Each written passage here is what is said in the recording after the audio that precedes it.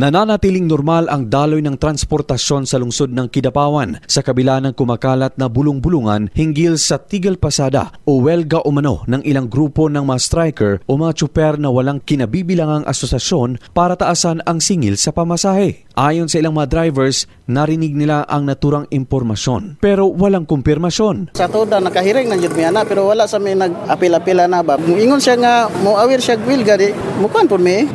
Magwilga sila sir. Depende na lang po dani og muuban may kaya mo kami gud sa nga na asosasyon. Nasunod po mi sa among presidente. Sa kabila nito, inamin ng mga tsuper na ramdam nila ang matinding hirap dahil sa patuloy na pagsipa ng presyo ng gasolina. Sa panayam ng Radyo Bida, ibinahagi ng mga tsuper ang kanilang survival mode upang makaraos sa araw-araw na pamamasada mula sa dating 250 pesos hanggang 300 pesos na gasto sa gasolina noon. Pumapalo na ngayon sa 500 hanggang 600 pesos ang kanilang daily expenses dahilan upang ang dating 1,000 pesos na gross income menos ang bayad sa renta ay nauuwi na lamang nila ang 200 hanggang 300 pesos na kita. Nagyan nagundang sa mga. Ang uban, magkontraksyon naman lang. Ang uban, nagtanom-tanom na gulay-gulay.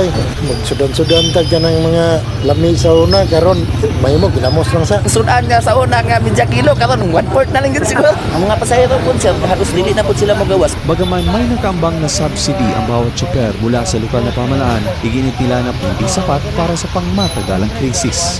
Medyo dali-dalion na lang po niya tong amo ang ginaingon nga subsidy kay pait na gid kayo sir.